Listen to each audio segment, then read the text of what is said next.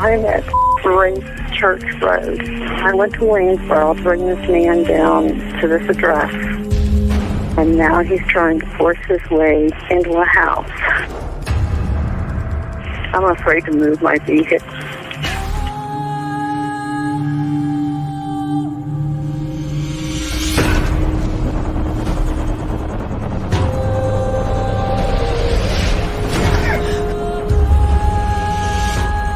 Just fighting in there. It's inside the house now?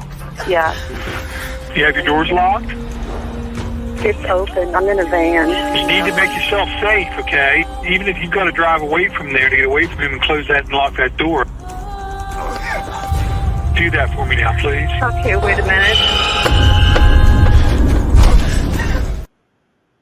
Okay, well, hey, you guys. Nice to see you back here again. For all those or anyone that's new arriving in that wasn't part of the last live. And thank you again, Alexa, for joining us. Thank you. I haven't seen you in such a long time. It's been a while. It's been a while. I mean, we'll have to do it again in an hour. No, I know. No, an hour. Yeah. Please make sure you give a thumbs up. Again, we're streaming both these lives from this channel and Adam's channel. It would really help. So if anyone does go over to Adam's channel, again, he needs his watch time hours. He has his subscribers. So thank you guys for all participating in that. Whoever helped out to get Adam to his 1K subscribers. And so now he just needs about 600 watch time hours. I'll be at 2K subscribers before I have the watch hours. Yeah. How many more watch hours you need? Like 600. Yeah. No. Well, it's a double-edged sword because it's a testament to the fact that I was able to get to the subscriber number so quickly that I'm humbled by that. But then I haven't had the watch hours. So. But you don't? Do you have long videos? I don't think so. You only and I don't, and I haven't. I haven't put a video out in a week. So other than it's a crummy shame. Yeah. So you can watch it. That's why. Can we watch it on a loop? I know, right? Yeah, when you go to bed tonight, everyone just put my channel on. Yeah, but the thing is that the algorithm, they know in their machines there that if it's about impressions, individual impressions. So yeah, but just watch it the whole way through the next time. Yeah. But anyways, go ahead, Adam. Before we start, I just want to really quickly remind everyone that on Tuesday night, thanks to Sunny, we'll be interviewing at 8:30 Eastern Standard Time the Drunk Turkey Show on It's a Crime and Shame. So make sure you check us out on Tuesday night because I'm excited about that. Alexa will be joining us. Yeah. And Alexa will be joining us. Yes, the Drunk Turkey Show will be here. It will be Daniel and Big Blue. And then on Jamie, Tuesday. but... What? No, Jamie, but oh well. No, I know. I'm sorry about the accent. I could bring my husband on, but he'll probably wouldn't appreciate that. Different accents, but yeah, your husband has a nice accent too. But I know. I nice like derriere too. A nice derriere too. But yeah, so and then we're going to be doing the Just Ask Lewis and Sunny show after that as well. So we're rescheduling the Just Ask Lewis and Sunny channel that we have, which is basically about asking questions. And so we'll be rescheduling that to about an hour to an hour and a half after the live because we don't normally do lives on Tuesday unless we just do a random one after the Just Ask show. So let's do some shout outs first. So first of all, I'm going to shout out to R&M, whose video we will be watching. Okay, a link to this video is in the description of this live as well. So I'm going to give him that. He replied. I left a message on his channel letting him know that I would be playing this tonight and basically bring more, to put it out there further because I find it very interesting. Again, it was a conversation that happened in a Discord group with Barbara MacDonald, and we'll listen to that and very interesting. And then we'll go into conversation about that. But again, so Glitterbean, Natalie Bell, nice to see you. Good to see you, Natalie. Yep. And my husband, I hear my husband. Husband, do you need me? Did I lock the bathroom door? I'm sorry. Okay, my bad. Okay, so Lisa Aspen's in the house. Obviously, it's a crime of shame's in the house. Oh, I guess I should bring. Is StreamYard in the house yet? Hey, Grandma. Probably should bring StreamYard in the house. Okay, and again, please hit the like button and share if you could. That really does help a lot. And of course, like I said, spreading awareness, obviously, for always the cases that are going on. There's tons of them, but we can't do them all, but there's a lot. Um, so Lisa, Olivia, hi, Kelly again. Thank you, Alexa, for joining us again. Thank you. CJK's in the house, MC, Hey, MCM, Lisa. and Austin, Amy, yeah, Lisa, Jerry, Lizette, uh, Kelly is in the Hey, Kelly. house. Or Deb, I'm still, I'm always unsure of who this Deb person is, to be honest with you. There's Lisa right there. Phil Bond. I think of your name. Miss Thang's in the house. Hey, Joan, back again. Sharon Parker, True Crime Mama. And yeah, let's see. Sharon Parker sees through. Rose is in the house. And I think. And again, Glitterbean, thank you for becoming a member on It's a Crime of Shame. And who's your cold cases? Yeah. Who's your cold case? Yeah. Yeah. Hi, Cindy. How are you? Thank you, Cindy. The glitter bean name. It's like two words that don't belong together in my head because now I keep thinking of a shiny bean. Belinda. Miracle Hearts. Hey, Belinda. Ivy Rose in the house. Cooj. Hello, Cooj. That's a name. Cooj. I think I'm saying that right. Cooj. Karen Perez is in the house. Okay. And Streamlabs in the house. Don't forget to give a like and a share again. Thanks, guys. It really does help out. I appreciate the support, right? Support with Steffa. Ooh, that flowed right away. Yeah. Too much mom. R&M. Okay, there's R&M there. So this is the creator of the video that we will be showing tonight. Again, so the link I have the link here as well. So I'll be dropping that. That's R&M's channel there. So go check him out over there and subscribe. And thank you very much. I left a message on his, like I said, the Facebook. I shouldn't say I shouldn't. Not Facebook, on the channel. And so thank you very much. And Joni, thanks for coming. And Marietta, how are you? Shay Watson, Moonshadow. Oh, okay. I'm just okay. I think we're good. I think we're good. Okay. So I think we'll start off by running the video. It's approximately about 14 some seconds long on there. And thank you to Arden for letting us show that. Yeah. Again, and too, it becomes about helping out other channels, right? Like nobody's really seen this before.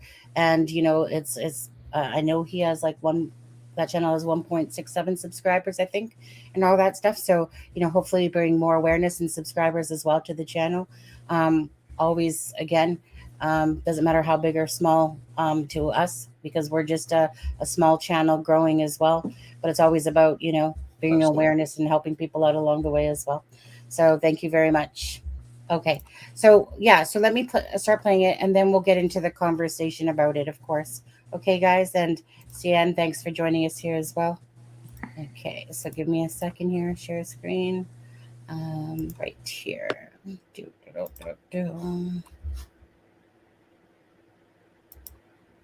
Oops. Okay, I'll take us off screen.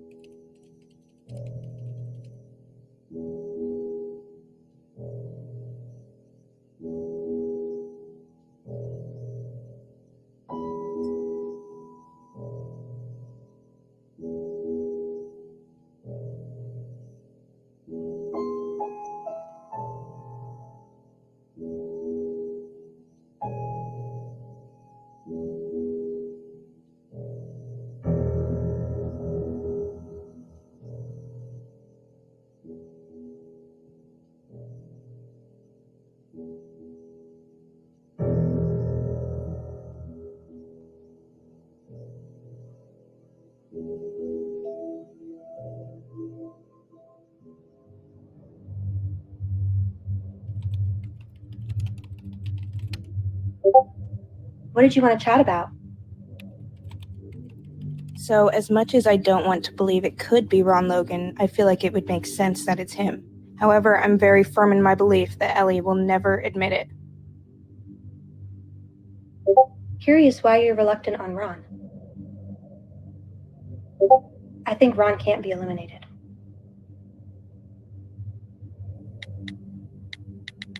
Did you ever hear the stuff about like one of the Sandifers spending the night at Logan's the night before the murders? Is that true? I have heard many things about people staying with Ron. Ron denied all of it to me. What did you think of his demeanor? Did you think he was kind and genuine? Seems like in those TV interviews, he is all me, me, me. Ron was not kind or genuine.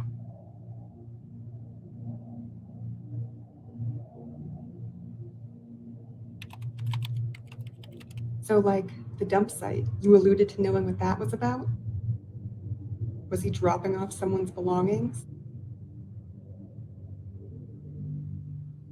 I suspect he was getting rid of belongings, but he says it was just household trash that animals had gotten into and strewn across his field. I can't see a younger person doing this. Yeah, I don't see a young guy doing this, in my honest opinion. Do you have suspicions more than one person was involved? I think it was one person, which is why he hasn't been ID'd. Okay, now, do you think the killer was local? I believe he's someone with intimate knowledge of the area. So you have someone in mind. Over the years, my opinion has changed, but yes, right now I have someone I believe is very likely the guy. In your opinion, were the girls targeted by someone who expected them to be there, or was this likely a random attack? Wrong place, wrong time. I don't think law enforcement agrees on a prime suspect. I believe the attack was random in the sense that someone with the desire to do this was prepared and met an opportunity.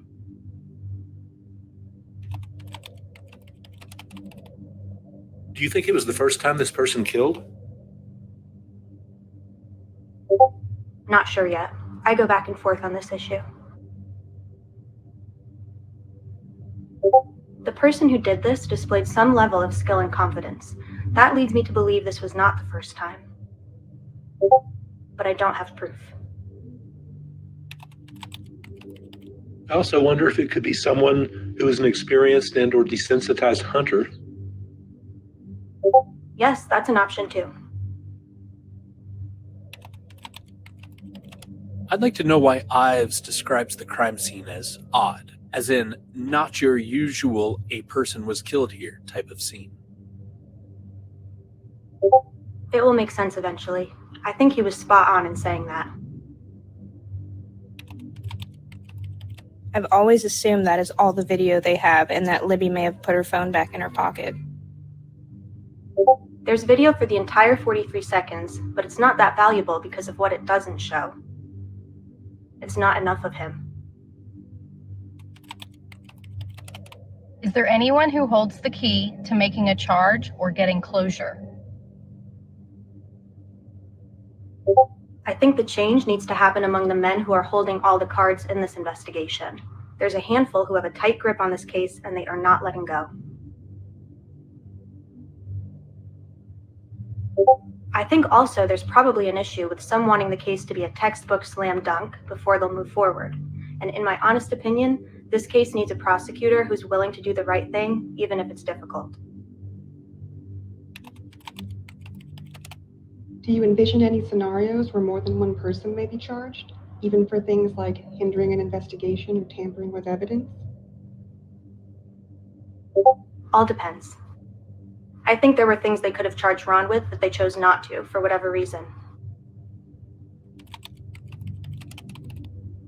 What are your thoughts about Logan supposedly telling police that Kurtz was responsible? I've never heard of Logan saying it was Kurt's, and that doesn't strike me as consistent with his personality. Logan hated rats and would never ever even entertain the idea of helping cops with anything. What did you mean by this case needs a prosecutor who is willing to do the right thing, even if it's difficult?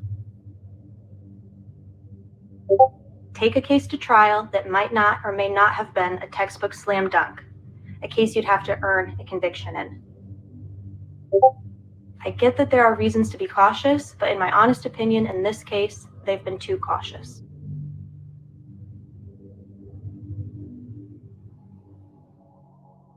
The following account contains details of sexual violence that could be distressing. Please take care while viewing. On August 10th, 2017, 59-year-old James Hawes of Burnettsville, Indiana, shot and killed 62-year-old Richard Mark Hushin in Carroll County, Indiana. Hawes was later found guilty of the murder and received a 55-year sentence. In January 2018, James Hawes and Ronald Logan briefly crossed paths while inside the Carroll County Jail, where Hawes was awaiting his murder trial, and Logan was preparing for his probation hearing later that month. The two men shared a jail cell for 1 week, from approximately January 8th to January 16th. During that time, Hawes reported to jail staff several disturbing incidents involving his cellmate, Ron Logan. According to Hawes, on at least one occasion, Logan began masturbating on the floor of their shared jail cell, while muttering sexually violent things about the Delphi murder victims, one of whom Logan mentioned by name. Due to Hawes' upcoming murder trial, law enforcement at the time dismissed Hawes' claims about Logan as an attempt to cut a deal or lessen his own sentence. This assumption, however, was unfounded, as Hawes did not withhold any details of the incident from law enforcement, leaving himself nothing to bargain over, and never requested any leniency in return for the information. Law enforcement never followed up on or investigated Hawes' claims. Later that same month, Logan was released to serve the remainder of his sentence on home detention. To give you some background on my thoughts and feelings about Logan, when I saw his first TV interview following the murders, I said, that has to be the guy. He was dressed the same and had no trouble walking up or down the hills from his property. When he was not charged and only faced a driving issue, I wrongly assumed he must not be the guy. I never removed him fully from my list, but he went down to the bottom.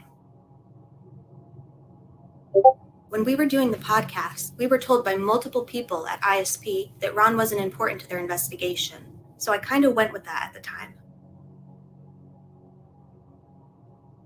Later, a member of law enforcement made a comment about Ron in my presence, and there was just something about his exact words and emphasis that made me think twice. When I started my new project, the first person I reached out to was Ron. He had always said no to an interview with me before, but was suddenly agreeable. I spent 4 months communicating with Ron at length every week, until shortly before his passing. Those conversations changed everything for me.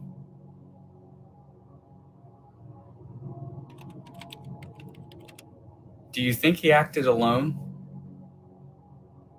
Ron bragged about being a lone hunter, even on his elk hunts. To work with someone would look weak in Ron's eyes. He was a formidable man who did not appear to be in his late 70s. I have stories of physical things he did in the weeks leading up to the murders. When I visited him in 2020, he helped me down and back up the hill, and he had no trouble at all.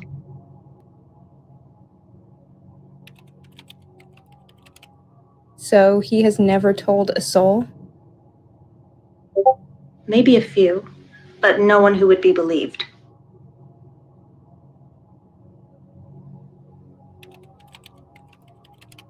Under 2 hours to kill 2 girls and stage the bodies and get away unseen. What makes you believe it was wrapped up in 2 hours?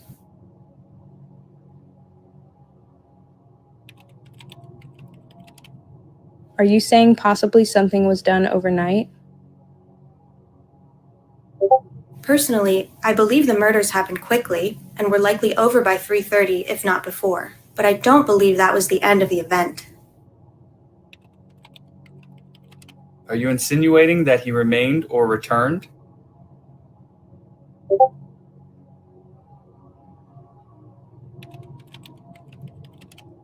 I've been hearing that animal hair was at the crime scene. Is that the DNA they have, possibly?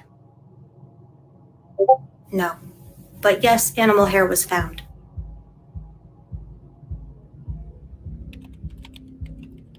Do you think DNA will solve this case, or do you think it will be through other ways? I don't think DNA is the answer here.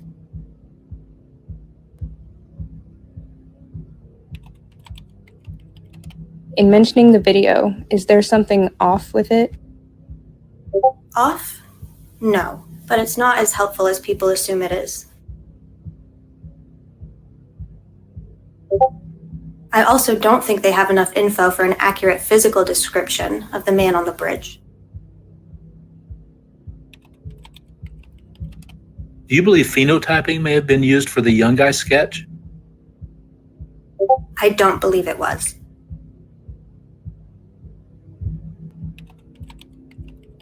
Have you ever figured out who Deputy Clinton is from the client interview transcript?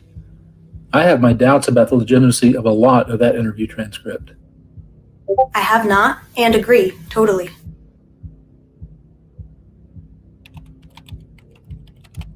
About Haas, did you find him credible? Haas's story has been consistent. In every version of it, he's told me and others. Did Ron ever confess? Maybe to his ex or anyone on his deathbed? Any remorse? He never confessed in so many words, but he also never issued a reliable denial, per statement analysis standards. His whole thing was that he was innocent until someone could prove his guilt.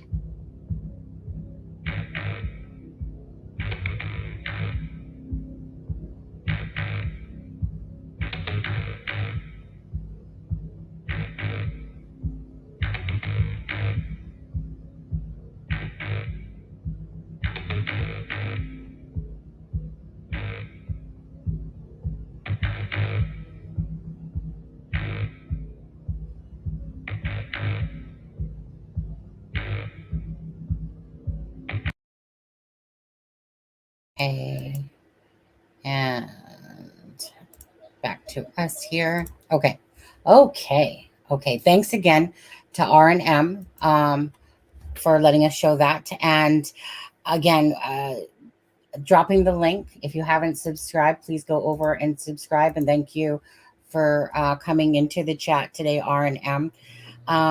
So you know what? I was going to start off. You guys can put some questions in the chat there. I know that the Ron Logan has always been a huge debate. Myself, I've never been able to exclude or include him. I've always said that. Whereas Adam has said that he doesn't feel like, say, Ron Logan has any involvement. So Alexa and Adam, and we'll start with you know what, Adam, I'm going to start with you first, actually.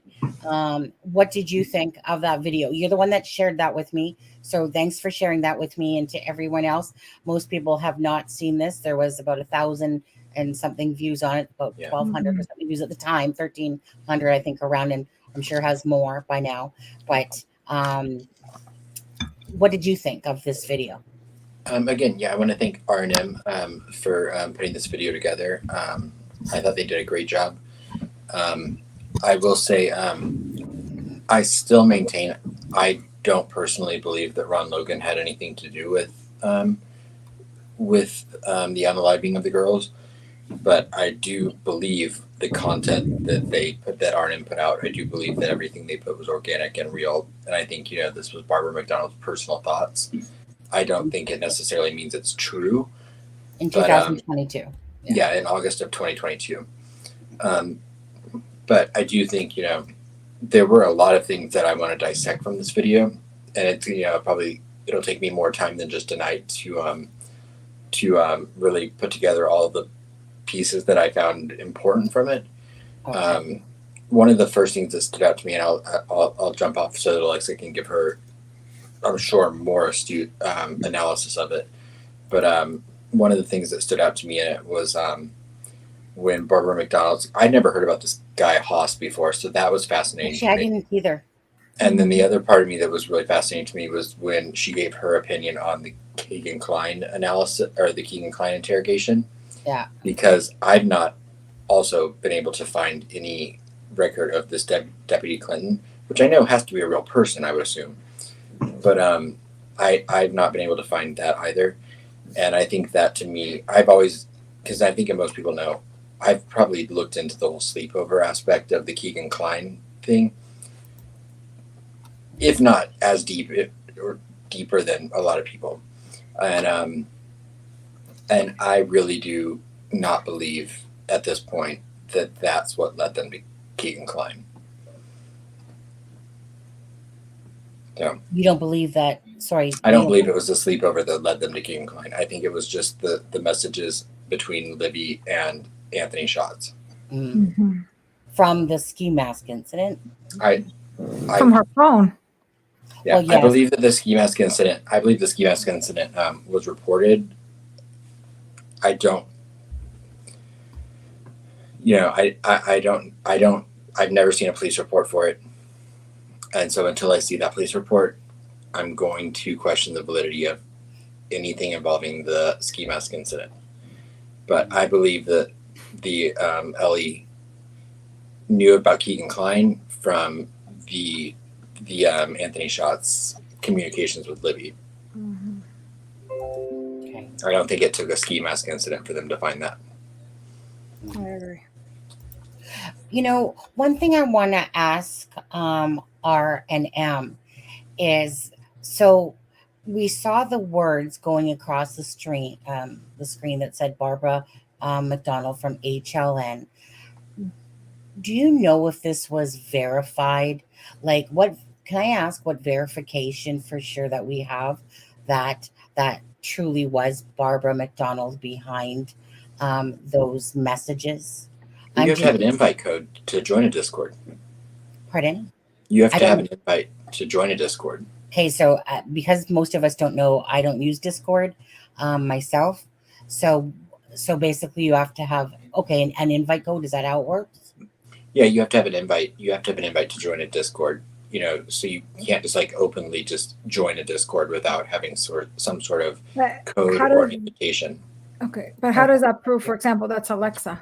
It doesn't. It doesn't. Okay. But I mean, I would assume that they were Okay. sent to one of her verified social media accounts. Correct. So he says, R&M says, yes, verified. We were part of the chat, if that helps. Okay. So because I don't use Discord myself, I've only ever opened it up a couple times and I've never really used it. So Adam's saying that, yes, you have to be sent a unique code in the sense that you have to enter in order to come in there. So obviously she would have to have entered this, and it would have been sent to some way of social media or messenger or however they contacted her. Barbara was contacted directly by a member of the group who sent her an invite personally. Okay, thank you so much, because those questions are going to get asked all the time, and people are going to make up whatever they want. R&M. So thank you for clarifying that, because I didn't personally know myself about that you had to have that verification code. So thank you. Question: When was the date of this? Do you guys know? August 2022. Oh, that's right, August 22. Okay. So it was before Richard Allen was arrested, which I don't know if Sonny wants to play it, but I do have a clip of Barbara MacDonald speaking on HLN after the arrest. Just to context, because I know someone in the chat had said, I think it was Ivy Rose that said, I would like to know what Barbara MacDonald's thoughts were after the arrest. Okay, how long was that one, Adam? I've seen it. I believe it was 5 or 6 minutes. I don't remember. Okay. That would be interesting. I'm going to ask chat. Let me ask chat. Do you want me to play that clip with Barbara MacDonald that's after the arrest in order to give, I guess, maybe context back? Do you want me to do that? Hit 1 for yes or 2 for no right now. So majority wins at the end of the day. And while Sonny's doing that, or while everyone's answering that, I want to ask R&M, if you don't mind, did Barbara MacDonald leave the Discord group, or was there any further communication after these initial messages especially, I mean, after the arrest where she gave her private thoughts in the Discord group, or no?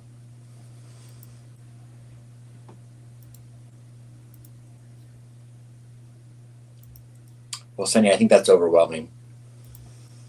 Was it a yes? Yes. I think so. Okay. I thank you guys for all. I mean, that's the fastest I've seen all these ones go up. I was on a different Unless you just screen. do it too, just to have one there. Yeah.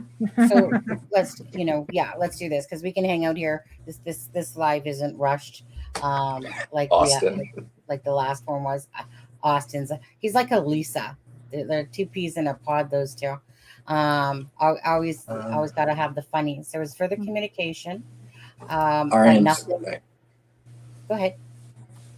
No, there was further communication, but nothing on the record since the arrest. Okay, thank you, Arden, for clearing that up. Because that was like the main thing I was thinking about was if she's still a part of the Discord or if she left it right after or. So thank you. And this message, I mean, was it leaked or is it with her permission? Because that'll be interesting to find out. Does she know that this was going to be on, or is it leaked? Yeah, I mean, I agree. And not from a judgmental part. That's not where I'm coming from. I just want to know: is it something that she wanted to let people know that that's how she felt, or is it something that it took her by surprise that this she was giving her thoughts and then? Good question. That's how I mean it. I would think that I feel like I'm just going to answer what I feel. I feel like Barbara MacDonald's a very smart woman. That what she puts out there, she knows that it, so what I mean. Knew. Okay. Well, I don't know that she entered and knew it was a public chat. Okay. Yeah. So exactly. Okay. Yeah, that's kind of what we said in the last live. Sorry. Nope. Yeah, I think Barbara MacDonald, like I said in the last live, I think that anything she put on that Discord, she knew was public. So she would not have said something without it could go. I'm sure she probably didn't want it to be, publicized, but there's nothing wrong with it. There's no leaking. Yeah. Okay, so let me play In my opinion. And the other one's six, basically almost 7 minutes. Okay, so we'll play that, then we'll come back here and discuss it all together. It's always a very controversial topic, especially when it includes, Ron Logan, because we all know that Jennifer Coffindaffer and some others are firmly under the belief that Ron Logan is partially responsible or is responsible or some way involved with it. So we'll watch this and then we'll come back to it. So thank you guys. Yeah. Okay.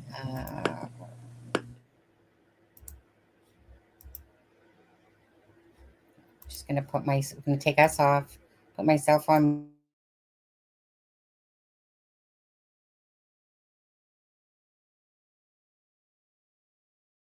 Podcast and HLN Special Investigations producer who was just inside that courtroom. Barbara, what can you tell us? Good morning. I can tell you the hearing lasted about 30 minutes. Richard Allen was brought in. He was wearing a bright yellow prison jumpsuit with a bulletproof vest. He was shackled at his hands and feet.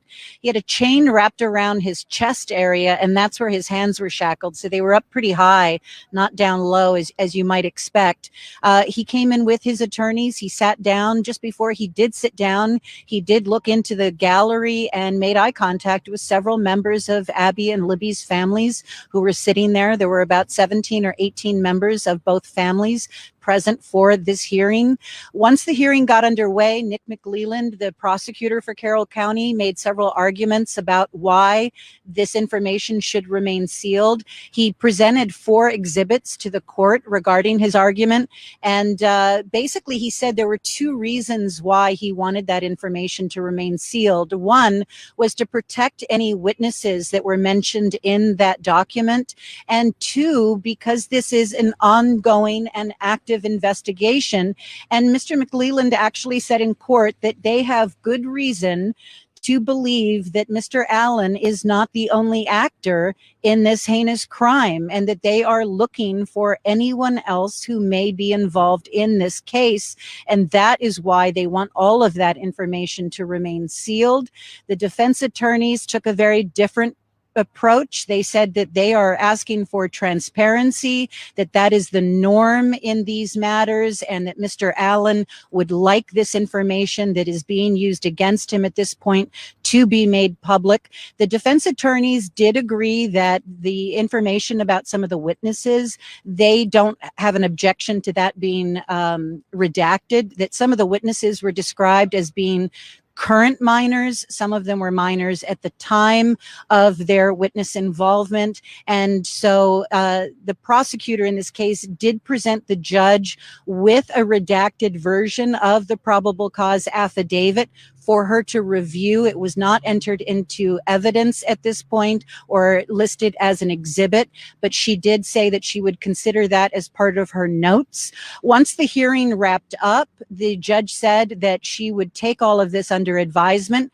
She would go over her notes and case law and make a written ruling on whether or not the probable cause and charging documents in this case should remain sealed or whether they should be released to the public, and if so, how they should be released to the public, how much of a redaction there should be, whether she's going to agree with what the prosecutor presented her in court today or not.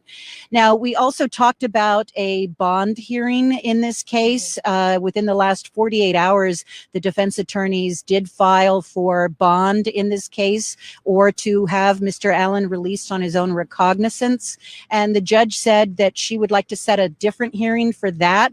That is going to happen on February 17th, which is just a few days after the anniversary of these murders, which were February 13th of 2017, the 6-year anniversary approaching. That's the week we're going to be back in court to find out whether Mr. Allen is going to get bond or whether he would be allowed to be released on his own recognizance. His attorneys in their motion filing for that bond did say that they don't believe that there is enough evidence against him to hold him without bond, and that is why they are asking for him to be released either with a minimal bond or on his own recognizance. Now, there was initially, when this case was, when Mr. Allen was first arrested, there was a hearing set for January of 2023. That hearing has now been canceled, and that hearing will be blended into the bond hearing, which is scheduled again for February 17th of 2023. Also, right now, there is, from the original court calendar, a trial scheduled for March. It is unknown at this time if anybody is going to be ready for a trial at that time. I do anticipate that will probably be moved, but the next time we're in court on this case is going to be in February of 2023. Oh, wow. Okay, Barbara, just so much to break down there. A couple things stood out to me, and certainly I want to get to more on the advisement, but you caught my attention when you said that he made eye contact with the family. So before we get into some of these nuances, can you just paint a picture for us? Can you, were there any sounds uttered? How long was the eye contact? I mean, just for us, we've been waiting so many years, and then I can't fathom these two parties making eye contact. Yeah, it was interesting. I was sitting with several of the family members, and we were in court for about an hour before the hearing began. And so we were talking, and many of them were sharing with me that they are looking at this and taking this information in and have not made any judgments yet about whether Richard Allen is guilty, whether he deserves to be charged with what he has been charged with. They are waiting to hear all of the evidence that the state has against him, just like the public is. The sheriff came in and also announced to everyone that there was an order of silence for the court proceeding today, and that anybody that made any sound out loud could be escorted from the courtroom. So once Mr. Allen was brought in and he made eye contact, I didn't hear anything. I didn't feel like that gasp or anything that anybody had. I think that the family members were genuinely curious to see how he was going to present himself. I don't know him. I didn't know him prior to these charges, but he definitely appeared curious. He made eye contact for several seconds. sort of scanned the two rows where the family members were sitting. He made eye contact with me because I was right next to some of the family members. And then once he did sit down, he was looking around the courtroom. It is a historic courtroom. It's a beautiful courtroom. And he seemed to be sort of taking in the architecture. He had attorneys flanking him on both sides, and he did not say a single word during today's proceeding.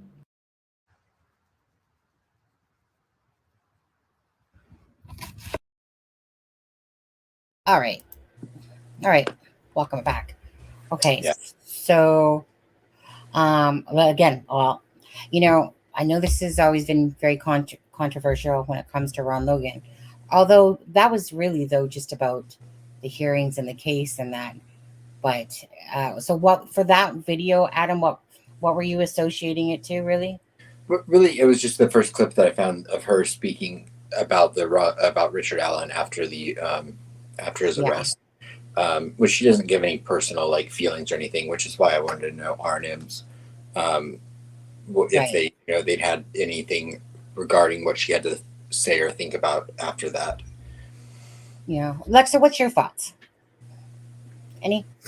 No, sorry, I was on mute because I was walking around. Honestly, I mean, it's hard to say because there's no real context to compare both, because one is private and she's giving her thoughts, and the other one she's reporting what she saw. So it's a little hard to say. I mean, I really can't say. Even in the context, though, even the fact that Barbara MacDonald actually went into her Discord and was giving her thoughts, and her thoughts seem to be a lot, of course, about Ron Logan.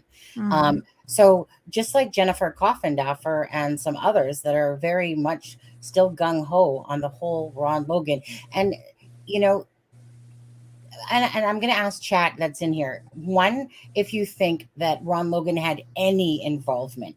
Doesn't mean he was the BG, but just any involvement. So one, if you think he did still, or two, if you think no involvement, he lied, but it's just one of those things that, yeah. So I'll let chat decide that, because, the thing is that I think it's Nicole Robertson, right? Like, whatever the reason is, Nicole, or Jennifer Coffindaffer, or perhaps even Barbara MacDonald here, think very strongly that there was some involvement on Ron Logan's part. And okay, so the majority is saying two, no involvement, and the odd one is saying yes. I'm kind of like I should say 3. I can't. You're at 1.5. Yeah, 1.5. I'm at 1.5. I mean, the only thing that makes me curious is that she did have like a closer relation. Like Jennifer Coffindaffer is just going by her experience. Absolutely. What she, as a former FBI. I mean, she had 4 months of private communication. Yeah. Yeah, I mean, meaning Barbara. So Barbara here, she had like a deeper, personal relationship with Ron Logan. So I'm just wondering, what made her, say those things that, Right. that perhaps, what were the red flags that she felt, that's what it, in my opinion, like Right. I always said, and the one thing that I always go back to, and you guys can see it, and I'm a firm believer because we used to do it back in the days. It's always body language. Look at the body language. And the thing is, you cannot fake body language. And I just remember when Ron Logan is asked, and he turns around and he says, but I can't believe this happened. I don't know if he said my kids or my kid. I don't remember that part. But he mentioned that his child or children were playing in that area. And the muscles, and you cannot fake this, the muscles in his face fell. Like you can tell. And that was the moment that I said, there's no way this man could be involved, because you cannot fake that. And the way he said it, it was just, obviously you can fake emotion, but the actual muscles in your face to drop, to have that emotion, you cannot do that. Well, and let me just quickly say this, Alexa, before you continue, is that if anyone doesn't know, Alexa is she's a former profiler / handwriting expert. Okay. So this is her line of a career that she had spent 16 years doing. So when it comes to, I know that there's a bunch of profilers on different channels and different news stations and stuff like that. So it's one of those things is that Alexa has the experience behind her. Now, I want to say quickly to that, Alexa, was that when I watched that video myself of him talking about his kids playing there, that's the moment I thought, no, he's speaking genuine here. I'm believing him, but by that same token, I was still just never able, like, I put him at the bottom of the pile because I was never able to include or exclude because of the lies, first of all, that he told. And it was just one of those things that I couldn't say yes or no for sure, or the 100% certainty to it. So that's why I've always left it as I could never include or exclude. But watching that video myself, that's where I had that turn. I mean, I never thought that Ron Logan was the BG ever, but it was about involvement, and in obviously that video that R and M so nicely, we were able to play for you guys. Yeah, great video. Yeah, it was because it Barbara MacDonald is speaking, on certain things that she's obviously willing to say, and giving her kind of personal thoughts into the case. And, from everything that she was saying, she pretty much is like, under the impression there back not even a year ago, probably like 6 or 7 months ago now, under the impression that Ron Logan, and she probably, and she could have that same stance, is that there's just something, he said he wasn't genuine. He didn't come off as genuine, or I think, what was the word, genuine, and whatever the second word was. Genuine, maybe. What was the other word? Genuine.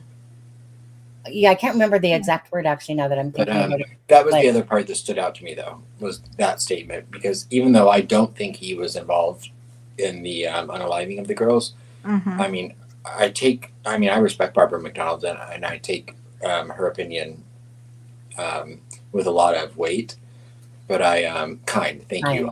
Thank you. He wasn't kind or genuine. And but that, to me, that also speaks to things we found out about Ron Logan in that affidavit regarding him, because we had the statements by his ex regarding his behavior and how he treated her, and so to me, the kind or genuine is not a surprise. I think we kind of knew that, and you don't have to be a good person, but it doesn't mean you, right. It doesn't mean you've, committed homicide, in my opinion. Yeah, I mean, I think, and I was just reading somebody that's saying that, his son has no relationship to him. Don't get me wrong. I'm not saying he was a good guy. I don't think he was. Obviously he had domestic violence. People were saying that he was an atheist, although that's, private with him. But I mean, I don't think he was a good guy. But I think what people cannot get past this is the fact that he lied. I know. And then the two girls were found. And I think that's the part that everybody's like, why would you lie? And to me, that's so funny, because to me that means nothing. Isn't that weird? Exactly. It means so much to some people. Exactly. But when you understand, okay, it was the fact that he didn't want to go to jail because of that. That's why he lied before, because he knew, he didn't know. I think if he knew that this would happen, I don't think he would have said it. I think he would have said, hey, listen, because I'm sure there's cameras. There has to be cameras. There has to be license. Well, there was one at the dump. And wasn't he at a pizza place or whatever? Yeah. Okay, so it has to be. So, some people don't realize that nowadays it's so, you leave a digital print everywhere you go. And it's hard, it's hard now to commit, crime. But we're talking 2017, it wasn't as now. But another thing that I think with Ron Logan is, do you honestly think you're going to, okay, let's say that he is the person who unalived the girls.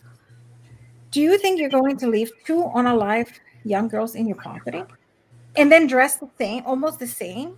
I wouldn't do it. Right. I wouldn't even dress the same for a couple months. Even I know that that's the way that most men dress over there. I get my father, my grandfather, they all dress like that. I get it. But I would dress completely differently from what I did that day. I'd be dressed like Tony Klein. Yeah, like shorts and like, like a kid. One thing that I do, here, let me just quickly go over. So Natalie Bell is, saying certain, I've done my homework on this. Ron was definitely not there. I've done a timeline. I put all the times, and in her opinion, absolutely not. And then, and right, but he only asked for an alibi for that time, but he didn't ask for one for obviously at the dump truck. But he still got the time wrong. Pardon?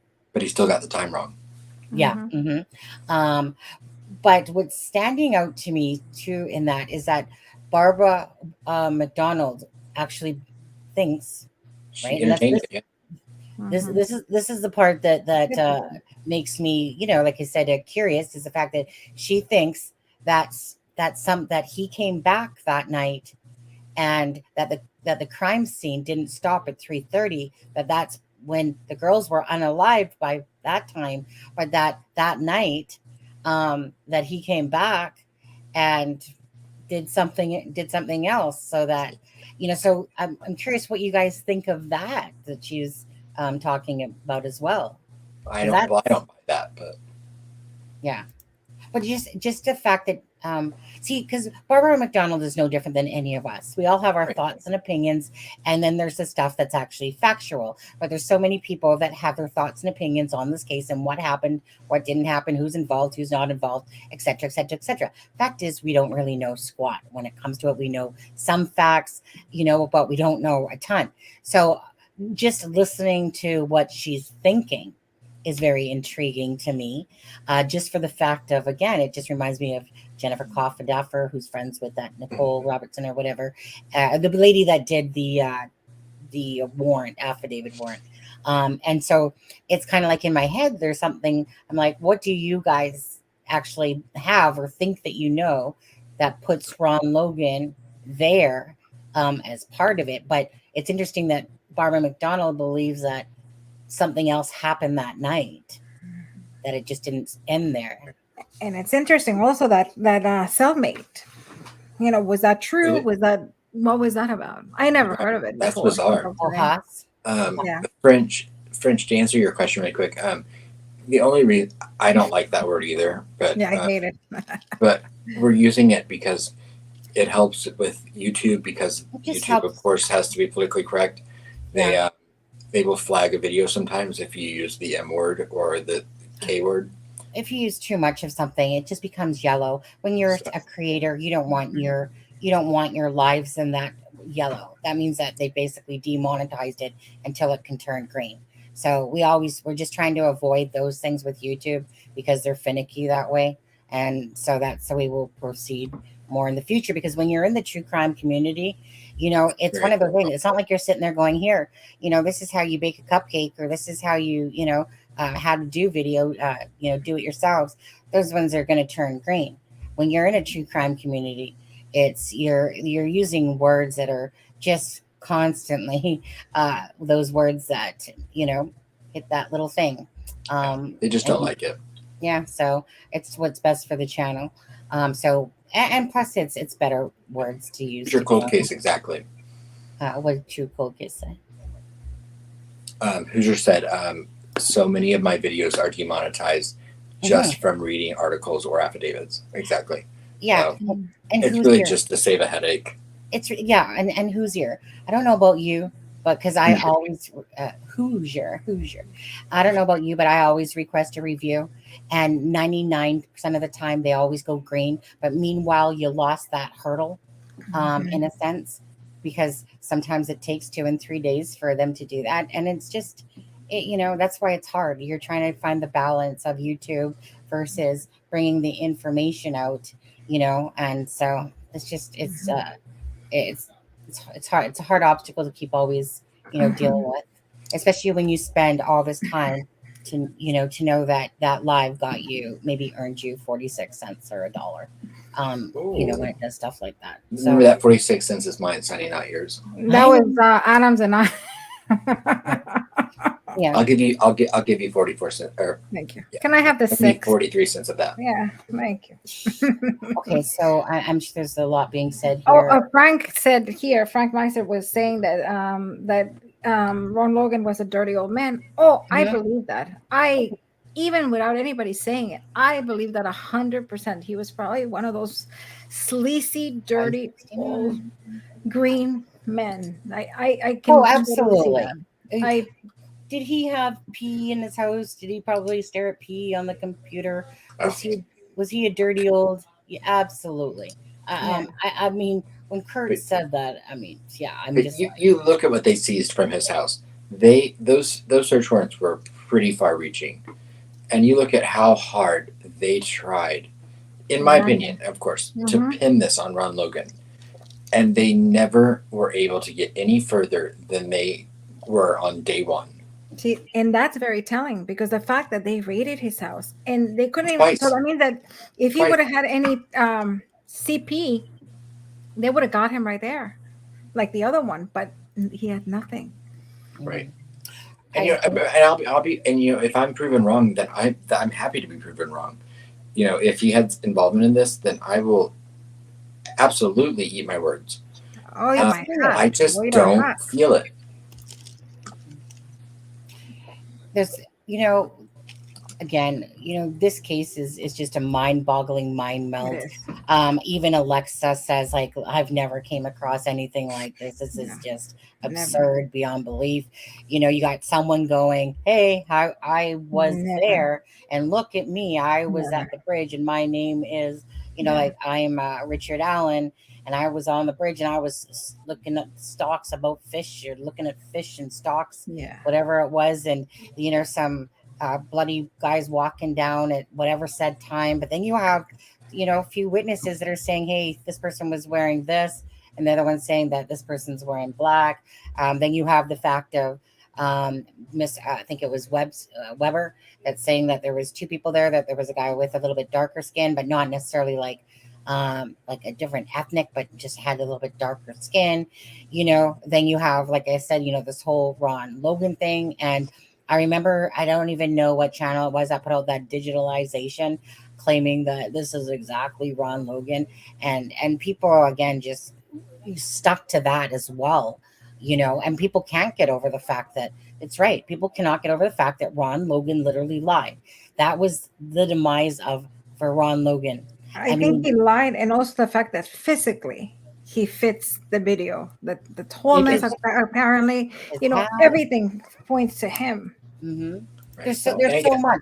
Go ahead. I believe what Ivy Rose said here is paramount, because I think she says, my question is, why would Ron tell police he was picked up at 3 p.m.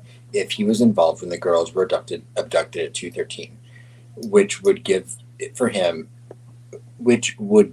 time for him to have been involved before leaving at 3 p.m. And again, that's why I said earlier, why would he give the wrong time for his alibi? And I agree, Willow Rain. I believe RA is BG. Yes, and I've said that I do as well. That I've basically retracted KD.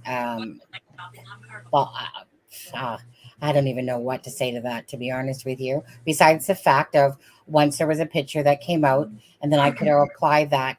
And as hard as it was to distinguish between the two, and trust me, it really was. It took me a couple of weeks to go, I can't overlook the nose, though. The nose is really standing out as that droopy nose. Like, I know that KD has it, but then it became about the nostrils. And whenever the picture of RA that I had to the BG, and the nose is what really, I couldn't distinguish any other way, to be honest with you, because there's so many similarities, and you're dealing with a really bad picture, and you're trying to make the best of it. And everyone knows that I deep dive into the pictures and the crime scene photos from the helicopter and stuff like that. But yeah, but it's the nose, and it's one of those things I'm like, how? Like, at some point, I hope that all this makes sense between Garrett Kurtz, Chris Mathis, Nick Edwards talking about the Paladinos. I'm hoping that one day we'll hear the full truth and who was all involved. But as for the BG who's on the bridge, and I don't want to place him again in saying that what his actual involvement was, besides that, yes, once I had a picture of Richard Allen, in my personal opinion, it is Richard Allen, based on at least having an actual picture to go with it. And yeah, so You know, again, we were all wrong. Simple as that. And so again, if Ron Logan's involved or not involved, again, it just becomes about, the information at hand, which is very, I'm going to say very sucky, because they've really, LE, I'll blame this fully on LE for messing this up, for giving us information that was double talking, for, putting out an old photo of an older guy, then a younger photo, then an older guy. And it's really created the true crime sleuths to be so confused. 100%. Yeah, absolutely. And I agree with Barbara MacDonald on that point 100% as well, when she says a small group of people have held onto the power in this case for too long. And I also agree when she said that, oh, my words just escaped me. Holding on to the case for too long. And then she also made a point about the video, as incredible. Thankfully that Libby had the intuition, or whatever you want to say, to take that video. It's not as helpful as a lot of people want to think it is. And I know that's controversial to say, because I give Libby so much credit for doing that. But and a lot of times, and we've talked about this for months, part of me does feel like the video created a detriment in a sort to this case, because it put people on a very specific path, which thankfully we have. But at the same time, it also, I think, eliminated a lot of, look at how much, misconceptions we've had over his height and all of these things because of that. And I'm still 100% thankful. Don't beat me up over it, because I'm thankful that we have it. I agree with Barbara MacDonald that it is not as helpful as we want it to be. And I agree to that. I mean, depending on what they have off of that. Well, I don't know, because if they have a longer voice, but can they, Alexa, can they legally, I guess they could take his voice and then compare it to they can do. I mean, both of them. I mean, the prosecution can do one and say, hey, this is what we believe, that this is his voice. And then also the defense can say, hey, this is why we believe this is not his voice. So yeah, they can. And I would love to know where, I would love to see that video in an uncut, in its raw form. I would love nothing more than to see that video in its raw form. Right. Because I want to see it. I want to see where the wording comes in. I want to see if it's together, if it's two separate things. I want to see where it comes in the video, because we have to remember that when we watch the video and we hear the audio, we're not seeing those two things happen at the same time. They come at different points in the video. Barbara MacDonald says in here that there is video for the full 43 seconds, but we don't know at what point in the 43 seconds the audio comes, other than we've heard it's at the end. Yeah, exactly. And Diamond, I'm going to answer this one. So unless you actually know the difference and do the work yourself, in a sense, and this is for anyone. So unless someone literally does exactly what I was doing or what anyone else has done, and it's a video, it's not a picture. A picture would pixelate. A video is already blurred, but it's a whole different ball of wax when you're using a video that you can bring closer to you. But the thing is that, so how can anyone, the only way you would know that is if you physically did the work yourself, and then you could kind of judge that, or for anybody else to be honest with you. And most people don't go to that level. And it's really difficult, but after a while, when you do it enough, you understand exactly what, for the most part, what you're looking at. You can see the face, that you can see the jawline and stuff like that. That's what throws me off. I think my husband's just asking me something. 1 second. That's Stan for that one. Shelley was saying that about the height, and they're saying that no, actually that was a big mistake, because both the FBI, I'm sure the police, they have apps, or they have people, mathematicians, that they can figure out your exact height. Not they would probably have to measure exactly where he was. And I mean, they're other YouTubers that have done it. I heard somebody Yeah, told me, I forget who it was, but they actually told me that what's his name? Gray Hughes Gray Hughes actually did it, came up with the 5-4. but he But thought he it was thought too it was a short. mistake. So Yeah, and there's then actually what was the things. university, Sunny? The university, okay, and this was by a group of mathematicians and their teachers. Their estimation was Yeah. 5.10.5 inches tall or feet. Do you remember what university it was? No, I mean, But I am surprised the I don't know that police it and the actually. FBI have, didn't do their own. pardon? They may have. They probably did. And they got 5. How do we go from 5-4 to 5-8? Well, how do we go? why, to 5? you know, Stops that day, and I mean, but then they removed the and they removed all that information from the website. Mm-hmm.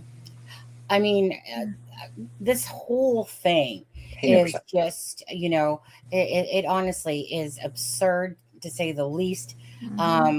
You know, it really is. I am just frightened and will be very sad if this, because of the what do you want to call it, the incompetence of the LE with this case, and their lack of knowledge of dealing with something of the structure of the two girls and stuff like that, and being told many times by different things, like I said, the sheriff or whatever you want to call it, of a different county offered help. They turned them down, kind of like they weren't asking for help. And then when they needed it, when they realized it was bigger, more than they can handle, they brought it in. So a lot of people think that they know the full story there, but they really don't know the full story of that. Yeah.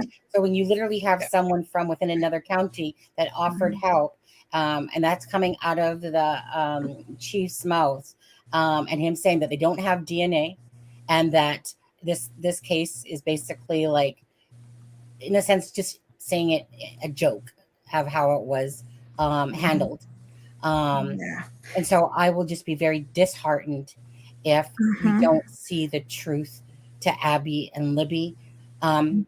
That's what we fight for, is the truth and some answers, and quit with the double talking and the secretness. Like, they've turned this into a mockery themselves by the whole Richard Allen going to them in 2017. So what? At what point is this beyond incompetent, to be honest with you? You know, you hand it over to Georgia and someone still it's not there. It's just ridiculous to me. And here Stephen N said, sometimes people are simply wrong. I agree. But you know, in this field, you cannot be wrong. I remember my boss always used to say this. He always used to say, there's no room for mistakes. And he always used to say to me that. He goes, when I used to give a file, he used to say, did you check over it? Did you get somebody to check it? Because there's no room for mistakes. He goes, because the minute we put it up to the next level, if there's a mistake, they're going to go for your head and my head. Yeah. And that, I mean, obviously you're human and you can make, you know, miscalculations. But I mean, this mistakes means not getting somebody or getting somebody else killed. Getting somebody unalive. Sorry. Don Spain. I'm sorry. Somebody unalive. So you know, you have to be careful because you don't know if it's a SK that is going to unalive more people. So you have to work fast. They didn't know back then that it wasn't. So mistakes do matter. And I understand mistakes at a lower level, but as you go up and up and up, the antes go high. So no, I don't excuse them for their mistakes. And it was mistake after mistake after mistake after mistake at the expense of Abby and Libby. And those poor families. Don Spain, I agree. You know, Ron Logan, everything Ron Logan did in that 24-hour span was very suspicious, in my opinion. I don't feel like it still means he had anything to do with it, because, like I said earlier, you know, he did contact his cousin for an alibi the morning of the 14th before the girls were found. But he asked his cousin for an alibi for the wrong time. He asked for that alibi at 3 p.m. He didn't ask for it at 2. He knew at that point that the girls went missing at 2, you know, earlier than that. Does that have anything to do with the fact that because there are reports, like, meaning that the time was that it was over by 3:30? Yeah, if he had knowledge, I would have been like, hey, I was there. I wasn't here from 1 o'clock until 5 o'clock. Absolutely, and that's what I'm saying. He would have asked for that alibi to be for a different time.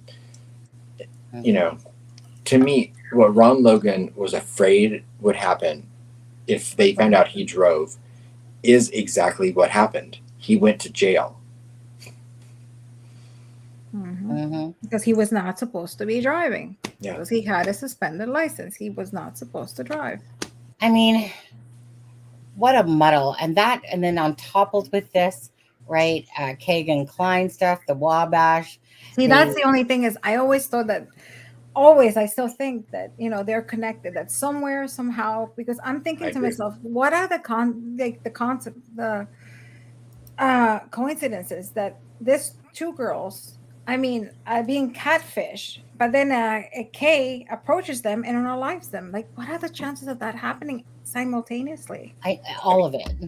And I'm telling you, in my career, and I was talking to somebody who's very close to the case, and the things that this person was telling me, it kind of made me go and sit back, and I was like, wow, maybe I have to rethink my theories, because some of the stuff that this person was telling me, I was like, wow, like really? I mean, I don't know. I really don't know. What in all your career of being a profiler, Alexa, is this one kind of stumped you? Yeah, it is, because usually you know, well, obviously we get the crime scene and seeing the pictures, and it's easier because here I don't have anything. But usually, yes, even though you are not sure, you can't find, there's always resolution, even if we take a long time, because there was ones that I could never get, or I couldn't finish, or I couldn't even help to solve, many of those. And they always bother you, and they go in the back of your head, and you go, I couldn't give that to those people. I couldn't give that closure.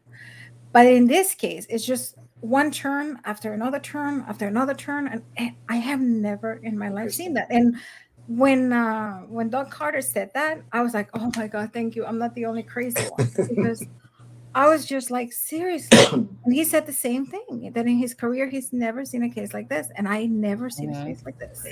You know, go ahead. No, go ahead, Adam. I was going to go to a different point, but I was going to say, Samantha, you know, and I've mentioned this a few times, several times, but I agree.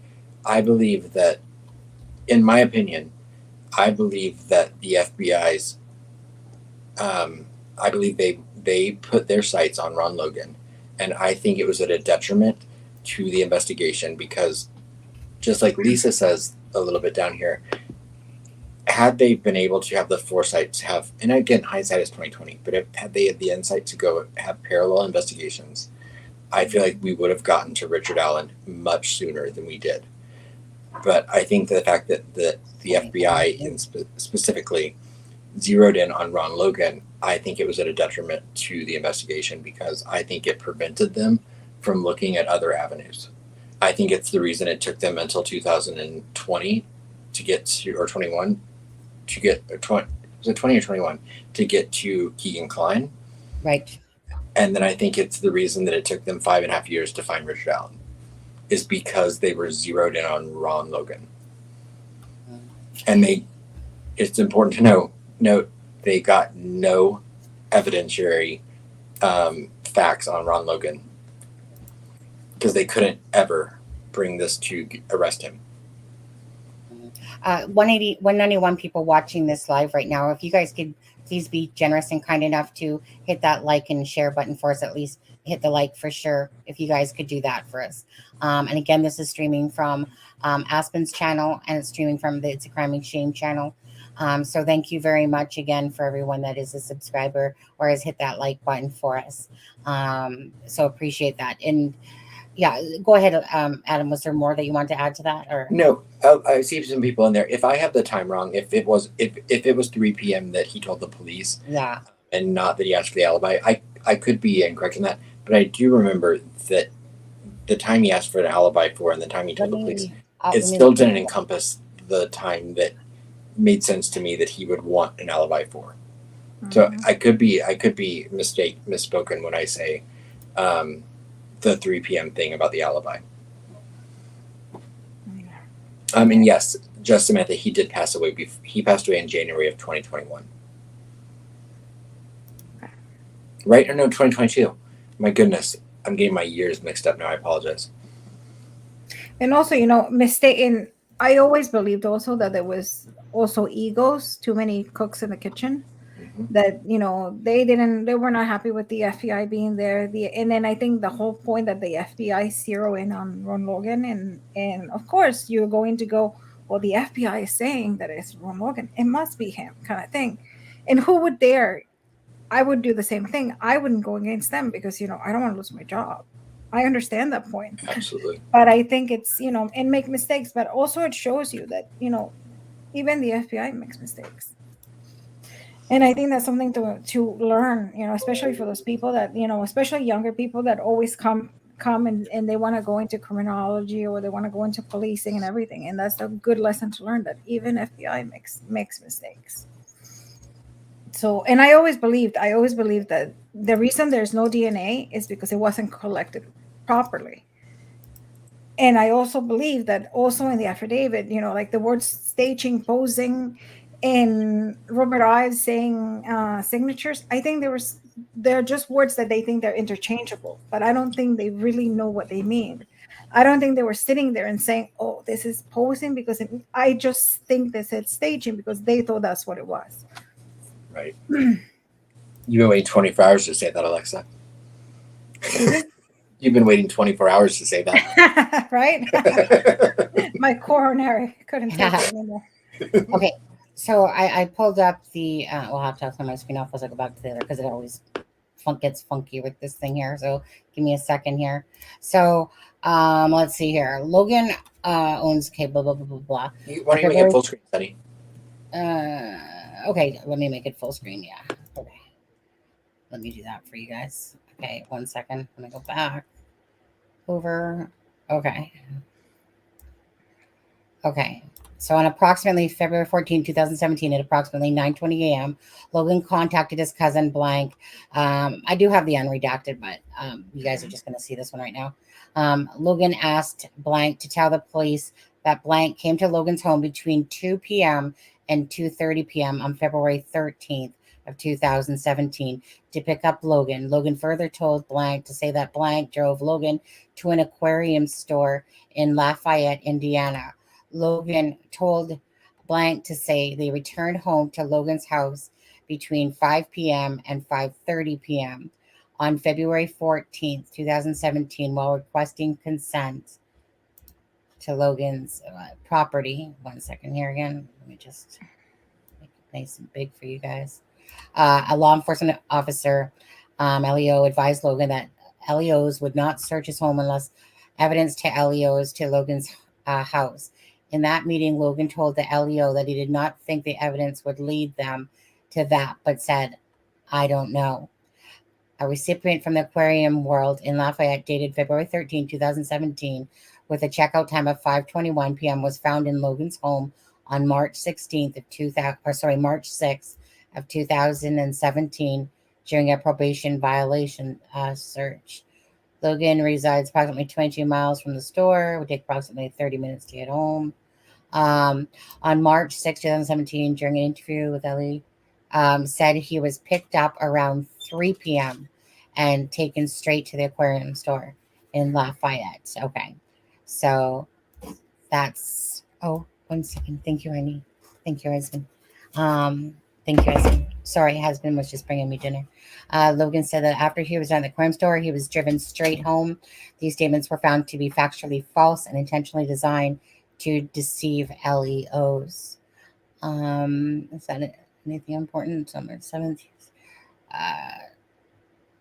Okay, so the last part just says on March 7th, so a day after 2017, Blank was interviewed by an LEO. Blank told the LEO that he was with Logan on Monday, February 13th, and that Blank drove Logan to the aquarium store. Obviously, that ended up being a lie. On March 9th, 2017, Blank was interviewed by another LEO regarding the trip to aquarium.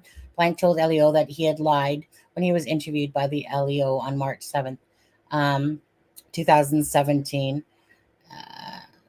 And basically that Logan had never asked him to lie for him in the past.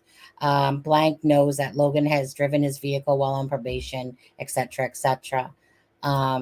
Okay, So I'll bring us back. Sorry, guys. There we go. So yeah, so 2 to 2:30, but 3 o'clock, he had picked him up. Was how it was worded. Yeah, thank you.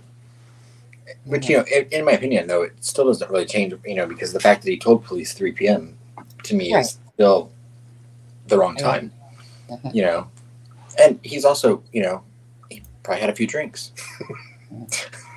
Yeah. You know, like I said, this in itself. Sorry, Sunny, can I interrupt you for 1 second? Sure. I'm going to be right back. I just need to put my little one back to bed. He just woke up. Okay. Yeah. Sorry. I'll put you mute. So mean. Just let him stay up. Yeah, right. He has school tomorrow. I don't know. Yeah, absolutely. Sorry, my husband brought me my dinner and it's sitting in my hand here. Pizza and wings. So it's this started, you know, like this was the thing really that started everything, you know, with Ron Logan for so much time. But don't forget, Adam, they believed the clients when they said that they were in Vegas as well. You know, because remember, Gagan Klein had put it to February 13th that he was in Vegas. And it's like they had to backtrack on all this stuff because they were so busy putting all their time into Ron Logan. But even they overlooked that whole part. I mean, for me, at what point is this case, like I said, just not, it's sloppiness, incompetence, and it's just, you know, but Ron Logan cannot be mad for what had transpired afterwards. No. Because he's the one that really started the chain of events. Absolutely. For lying. And of course, that in itself, right? Somebody. No, he suffered the consequences for his actions. Yes. Absolutely. In my opinion. Yes, absolutely. You know, I do want to backtrack really quickly, and this could open a whole can of worms as far as the, you know, we know he was on camera at the dump site that day at approximately noon or something like that, which was before, of course, the girls were ever dropped off. And, you know, for anyone that wants to contextually talk about the actions of Ron Logan in the days leading up to the crime, you know, yeah, what was he disposing of? You know, was it, you know, items from a party at his house? Was it items for a bonfire? You know, we've heard those rumors. And not that I'm going to put fuel on that bonfire, but you know, that could be. But again, it doesn't, to me, in my mind, make him guilty. Yeah. I you know, for me, and I'm sorry, it's just because my husband brought me dinner, so I'm going to. No, you're fine. Go ahead. Shimona says, so was it ever established what time he left the house at all that day? You know, I believe it does say it in the transcript. I don't recall if it.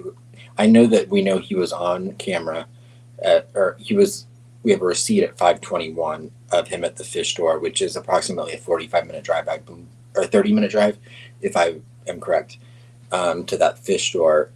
Wasn't it on camera? Adam, he was on camera at the pizza. Yeah. What's the pizza place called? The Sanford guy owns Pizza King or something like that. Pizza King. Yes, and which one was it now? Was it Logan? The fish store was in Logansport, correct? Nah, fish store was in Lafayette. Lafayette, sorry. I knew it was an L. Mm-hmm. Yeah, and again, yeah, Lisa's right. He I don't know where he lived, if he had town trash pickup. I assume he did, but again, I don't know Delphi that well. But he did periodically use the dump because he was cheap, so maybe he didn't pay for it, the town pickup.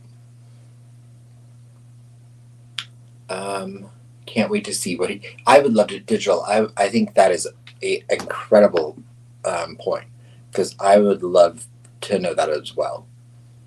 I've always said that I would like to know what he was wearing at the dump, because that was, you know, like I said, at noon approximately that day. And so, you know, did he, you know, if you want to say that he was the BG, which I don't believe he was at all, I think Richard Allen was, I would like to know what he was wearing when he was on video camera at the dump. What are your thoughts on that, Sonny? Sonny's got a mouthful of pizza right now, I bet.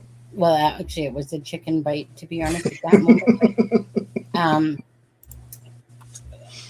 Sorry, and the question just went off my head. What did you ask? What was the question again? Digital said, can't wait to see what he was wearing at the dump. Oh, I think what was going, yeah. Yeah, I'd love to do that as well. You know, I think what was going through my head is that there's so many uncanny things. Like, although I don't believe absolutely that Ron Logan is BG by no means, I mean, not even close, is that I can't help, I don't think most people could help but see the resemblance in the clothing that he was wearing. I mean, the hat, the dent, the blue jacket. Right. But I wonder what he was wearing at the dump. Right, absolutely. You know, but I guess someone could FOIA request that, but they probably wouldn't get it, right? Since it's on Probably not. Ongoing investigation. Wait, you mean you don't think Indiana would be transparent with that right now? No. No, they have no reason to be. Indiana's not being transparent at all, really, when it comes to the Delphi case. And I really feel like that had they been more transparent, I think things would have happened a lot sooner. I find it still unbelievable that Richard Allen is saying that he was there. Whatever, I think it was a peace officer or whatever it was. What do they call him? A game. It was a game and fisherman, right? Yeah. Or game and fisherman. Right. That at some point that nobody would have remembered that this person said that they were there on the bridge, and then it wouldn't have come out again during the next 5.5 years and stuff like that. It all just reeks of shit is all it does to me. Like, just a bunch of, political bullcrap, egos.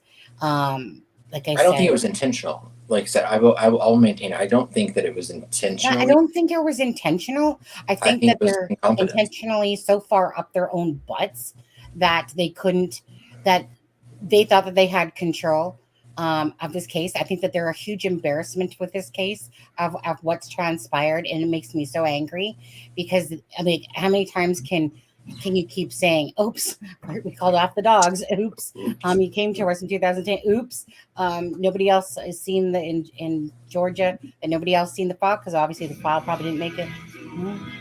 Oh, thank you, whoever that was. I made your super chat, $2, thank you.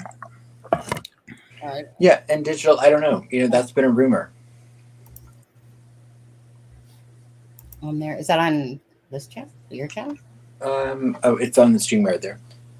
Oh, I don't even see it. Did Sandifer spend the night with Ron? He's a little guy. Ron's jeans would be baggy on him. I don't think Sandifer. Again, I don't think Sandifer had anything to do with this either. No, I don't either. I mean, he's not. I don't think he's necessarily. I don't know if he's a great guy, but I don't think he had anything to do with this. Which, hey, birds of a feather. Look, Ron Logan was also friends with Garrett Kurtz. We know he's not a good guy. I think everyone can agree on that. I think there's definitely a lot of pedos in Carroll County. And like Frank said earlier, I agree. I think that when, he says he's, what did he say? Well, I don't remember what Kurt's words were. Not that Kurt's words mean anything, but when he said, Ron was what does he say, a perv or creepy? Yeah, perv, an old perv man kind of thing. Yeah, I mean, dirty of course. Dirty old man. Yeah. So yeah, that to me means kind of perv. Mm-hmm. But again, I don't think that means he's. Well, he isn't, because obviously he wasn't found anything. They would have found. Well, I mean, you can be a dirty old man without having, to his age. I mean, his age to me would kind of play into the fact there wouldn't be as much of a digital footprint, because I don't think. But if he's watching that, I mean, if he's getting pictures could have just meant the way he talks about women, or the way he talks. Yeah, about I think so. I think that's what it is. I think, or probably just dirty, sleazy type of man. And some men are like that when they get it's as our ex-president would say, that locker room mentality. Sure. I just see him as, yeah, definitely. I think that he makes perv jokes. He says a lot of things that are what someone would deem as inappropriate, of course, but I just see him as a guy that drinks and is a dirty old man, in that sense. And I don't think he's a great guy by no means. But I don't feel at 0%. Actually, let's go to minus 100% that he's BG or anything like that. I think it would be really crazy if somebody did sit there and, knowingly participate in aliving two girls on the property. That would be just, Yeah. I mean, that would add a whole new word probably to the dictionary for that one. I'm not sure if R&M is still in here, but if they are, I just want to again say thank you very much for allowing us to show this, because I think it's good to be able to kind of like have this conversation again, and I appreciate you putting out that content. Yeah, you know what? I was just thinking the same thing to say again, because I still go back to Barbara MacDonald's with the whole thing, and her thinking that something else transpired, and her thoughts, obviously with RL, and I don't even know what to say to that really, because it's like, I mean, I don't know. It's a thought that a lot of people have had. Absolutely. If the girls were there, were they not there? Did something happen? Why didn't the drone see them? Why didn't nobody else see them? Why? And then I think Frank is like going, well, hey, like, I want to know about the pings to the phone that are showing that he was here and here. And I believe Lewis has talked about Pat Brown's phone pinging at the CPS that day. And that's the guy who owned the house, right? He had the orange pickup truck. Remember, he said got blocked in by the responders. Yeah. And that would have been like the information that he said would have been from, like, we'll call it a leak. That his phone was it pinging, or his GPS was at the CPS building? Because they mean very different things. I know, and I always forget. So I don't know. It's just a really, honestly, I don't know. I'm sure most of your guys' brains have melted. Yeah. You guys' brains are probably up beyond melting. I have a question for chat. Sure. Which quickly before I ask that, I'll say, digital. Yes, Sandifer was off the record, I believe, accused of that, but there's been no evidence that I know of that confirms it. But it doesn't mean it's not true. It just means that I don't think there's been any evidence as far as that's been made public that makes it that 100% true. But not outside the realm of possibility at all. But my question to the chat is, I would like to know, do you all think we're going to get a trial for Richard Allen in 2023? So, one, if you think yes, two, if you think no.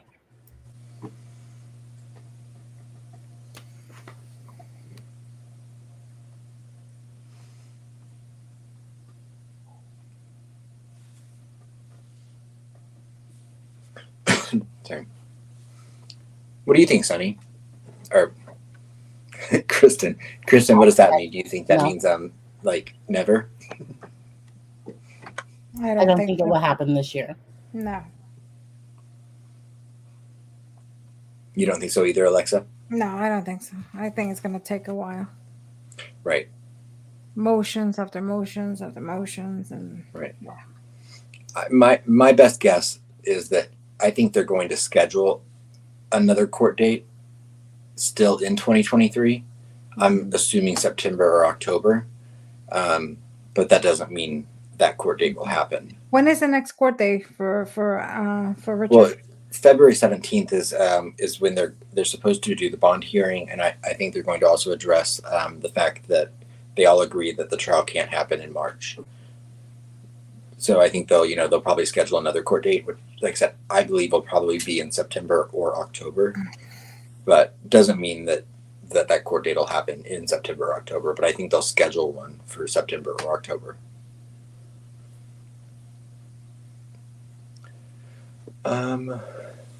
Digital says, was Libby's ex-boyfriend a Sandifer too? Libby was good friends with the Sandifers. I don't recall if she dated. I'm assuming you mean one of the twins, and I don't remember if she dated one, but she was good friends with the Sandifers.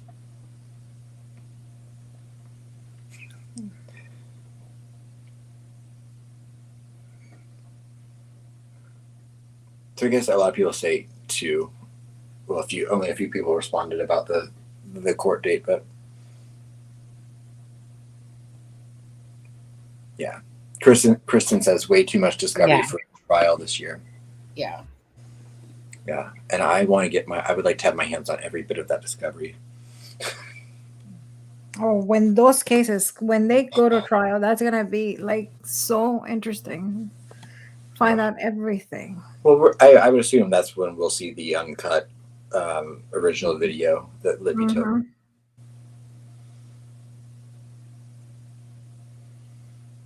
Do you guys think that there's much more to that video? They keep talking about the 43 seconds is when that's when at the very end of it is when he says down the hill. I don't think there's much. I think it's just him walking, probably saying more stuff, but nothing more that would. I think we saw the key moments of that video already. You know, both the audio and the visual. But I still would like, just because I'm of course, I'm a prove it to me person, so I'm like, I would still like to see the uncut version for myself. But also, I mean, I think, can you imagine the family hearing, especially when they say, "Oh, he has a gun," or hearing the gun cocking? That must be. So I know. At this point, it won't be new to them. Yeah, but still, having played in front of everyone, it must be. It's hard. Those things. I mean, I love watching all that stuff. Lisa, Lisa, I agree. I don't think a lot. I mean, I've researched the difference between GPS and phone pings, and I don't think I have a fully 100% grasp on the understanding of it. So Lewis always tells us about those things. Yeah, it's still can be confusing. I mean, for me, I mean, I'll never forget. For me, it was the Adnan Syed case that was the first time I ever learned about cell phone towers and cell phone pings and things like that. I don't think GPS was quite as advanced at that point, but there's also the triangulation, and also the triangulation. It has to be the 3 towers, and in this one there weren't 3 towers. There was only 1 tower, and that can be a radius of, I think, up to 5-6 miles. So it's not specifically that he was sitting right there. So there's a problem with that. Yeah, and Ivy Rose, again, I agree with you. I think the only key parts that we have not seen are the gun and probably something about them seeing him earlier. But I still want to see it for myself. Yeah, of course. Yeah. Oh, I would like to see the crime pictures. I mean, the crime scene pictures. Absolutely. I would love to see, so I can understand, I don't, and I do. What went through his head, or if I think that what I see matches, because in my head, like what I always said of who I thought the killer was, it matches up to now, but the crime scene doesn't match. Right. So I don't know. That's going to be interesting to see. I feel like I'm going to go back to this thing, because I still think it was interesting to hear, honestly, Barbara MacDonald's thoughts in a different type of setting than obviously just seeing it on the news and stuff like that. I just, in my head, I think I can't get over the fact that that even she thinks that something else transpired after the fact. It's very, I'll say this again. For me, it's very strange. It's very strange for the fact that BG. Okay, so, and we heard Julian Melvin say this as well about the, if you guys think it's just a gun, there's that BG had a bunch of stuff on him. Absolutely, I was looking at the stuff again, some of the stuff again today, and it's it's one of those things where you can can definitely make out objects, but you just can't decipher really what those objects all are. And I just think to myself, okay, he gets off, let's just say hypothetically that, Richard Allen, parks his butt at one of the most open places over there beside the CPS building or whatever, strolls all the way down, with, like, at what point did he stop and go, here, let me just unload my luggage here and stick on this stuff on my back and have, some sort of mask or whatever people want to call it, scarf, mask, goggles, whatever you guys want to decide. But because of the fact that this guy literally is legitly, he has something on his arm on this side, which you can clearly see that's not part of the jacket. And so if all these people seen him, and they're probably just not talking, whereas say Julia Melvin had also brought this up. And again, Julia Melvin has put out videos and had talked to Kay Webster. And she's in communication with Kay quite a bit. Yeah. And I'm just going to take this off right now. And so she has, like I said, the BG has all these items, but to me, those items still aren't justifying what I'm seeing at the crime scene. And that's why it's just, besides cameras and I see the sharp knives and, stuff like that. It's not justifying to me, like what he has on versus what's there. And that like I said, this, like I said, I'm saying this, but I've said it to you guys himself about, hold on, my camera's blurry. 1 second. Blurry. Yeah. Good pizza, by the way. I think it was Pizza Hut. Was it Pizza Hut? I think it was Pizza. Yeah, it was Pizza Hut. You guys love Pizza Hut? I love Pizza Hut. But I've had Pizza Hut in years. No, it's one of my. I love the Pizza Hut bread. But anyways, and again, if you guys could hit that like button for us, right, Alexa, make them. Right. Yes. Yeah, thank you. We appreciate that. But so, Alexa, Nicole says she likes your mic. Alexa and I have the same mic, actually. She just has it in pink and I have it in black. I like Adam's better story. I like color. I like brighter colors. Hers is just as bright. Her room's just not as dark. Oh. Yeah, I think it's about the same. I think it's my other lights. If I had we have the same mic. Yeah, I think it's the same. But it looks, I think in his it looks nice. Let me put it this way: it's better looking than my mic. Mine's a nice little cute black mic, but I'm like my keyboard is rainbow. My everything is like my mouse mat is rainbow. Like it spins around the color of rainbow. It's that rainbow keyboard that you can make it different colors. But I'm a rainbow kind of person, so I prefer brighter pink and stuff like that. Boom, bam. But I'm attracted to color. I think they're the same colors, but I do agree. I like mine too. I like yours. I think Deb asked you last night who yours. Yeah, I sent her the picture. Yeah. I'm about to go too late. No, Lisa, enough. No. Yes, we can. Just for a different night, though. However, yeah. Someone had asked a question just a minute ago in the chat. Sure.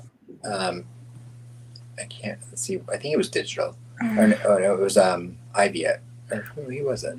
Okay. Sorry. Oh, it was Ivy. So Ivy said, Adam, what's up with them questioning the existence of Deputy Clinton? I don't know. I mean, I have not looked into Deputy Clinton super hard, but I've never seen who Deputy Clinton is.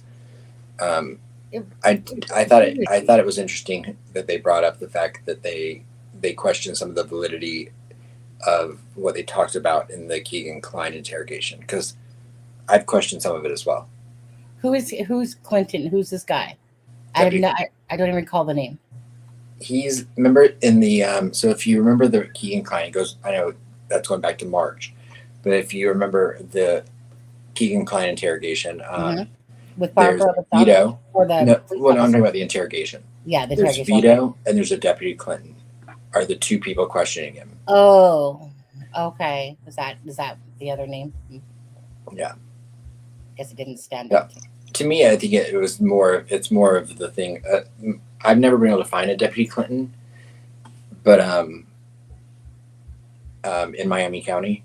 But I also think it just pulls into question. Exactly. I question some of the stuff in that interrogation as well, because we know that law enforcement doesn't have to tell the truth to someone when they're interrogating them. But and I'm not saying that he doesn't exist. I'm just saying I just found that interesting as well, because I've not been able to find a Deputy Clinton. What would that even mean, though? I think all it would mean is that, is that I think Deputy Clinton is real. I don't think that he's a false person or made up. But I do think that there are things in that interrogation that probably aren't real and aren't true.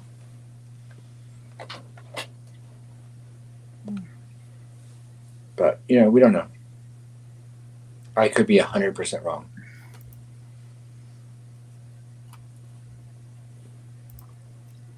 I went to go click on this thing that said about Clinton's name and the names, and it says access denied. Buggers. Okay then. Trust me, Marietta, you would not want to see me dance. I can give you 100% assurance you would rather see Alexa dance than me. Marietta. I am a good dancer, I believe. No, I will. I'm not. Too. Yeah, I'm a good chair dancer. I have one move, and it's the smell your armpit. I got then my one move for you then is that stinky fish. Yeah, it's like my one move. Like, there's a turn off right there. Yep, pretty much. After a few, yeah, anything goes. Anyway, but so let's see here. Does it anything else like? We're at the 1 hour and 48-minute mark. We'll go 12 more minutes. Yeah, we have 180 people here total between the two channels. So hit the like. and if you're watching on Instagram and Shame, please come over and at least subscribe to my channel. Yeah. Adam. Adam's with same thing. Delphi, other cases. But it would be nice for Adam to get his channel up and rolling. Absolutely. Affidavit. That name still makes me laugh. Aspen, when all else fails, do the step snap. What's that? Did I dance in Portugal? I don't remember that. Oh. I don't know. I just remember whenever you say that now, I just think you passed out on the bar stool pictures. On there. But, I was not passed out. It was a dance move. Sure. Yeah, we need to see those pictures. How low can I go? Apparently very low because his head was almost touching the ground on those pictures.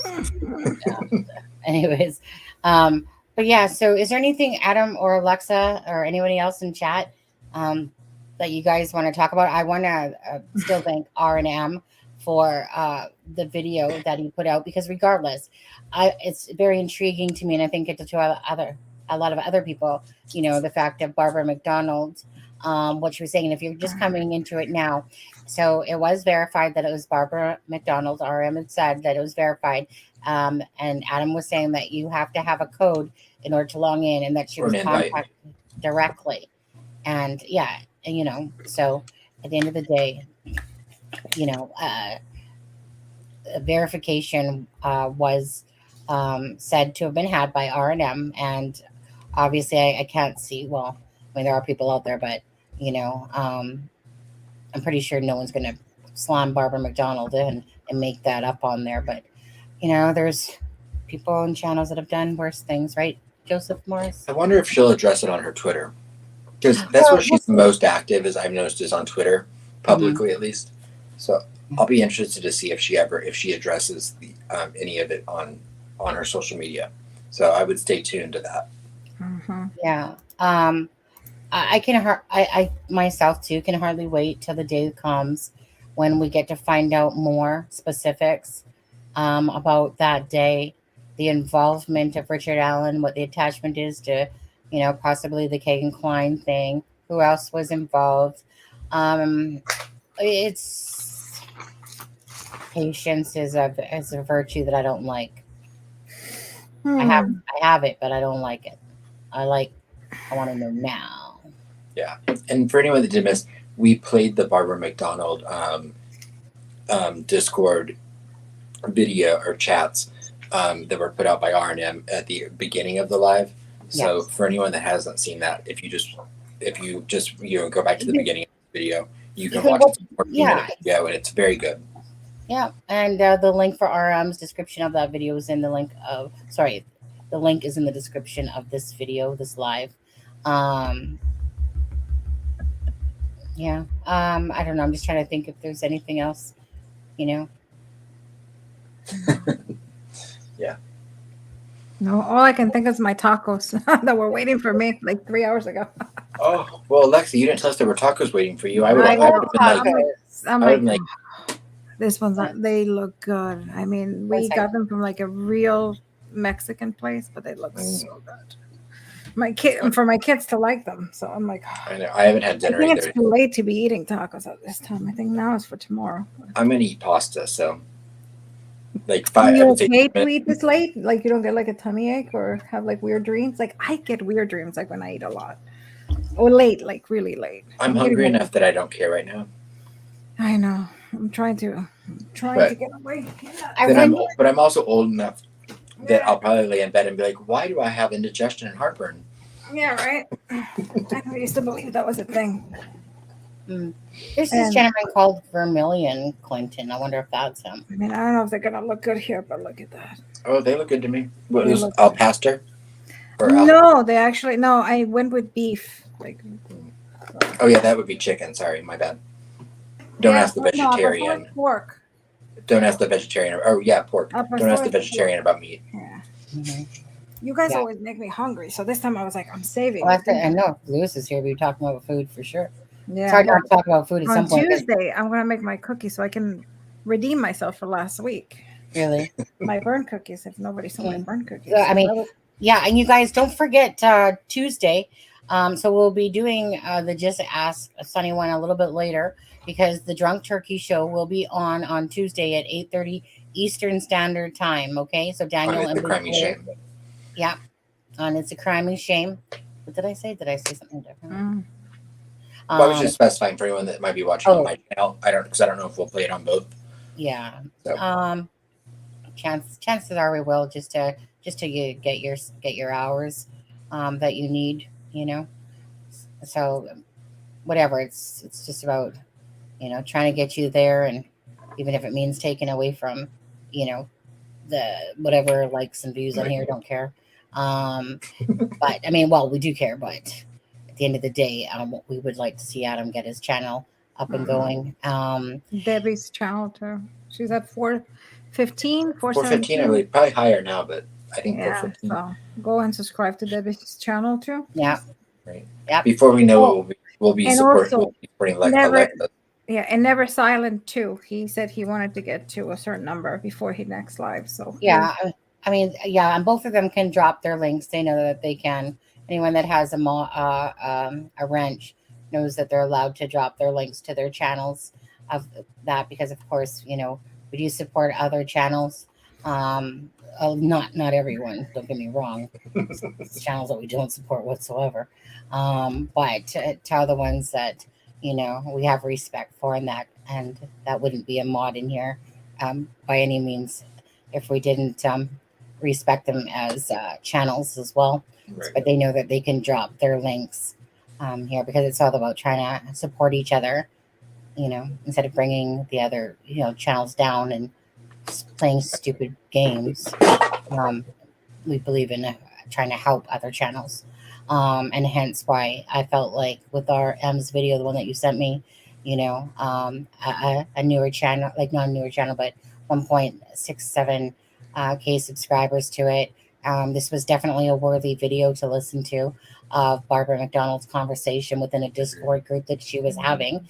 And it was just interesting, very much so, to hear the thoughts of Barbara MacDonald and what, because again, it's like she's not going to be saying this on the news. She'll be saying this either privately and stuff like that. And obviously, if she's in a Discord group, she's only going to limit herself to what she is still going to say because she's very much aware of the internet.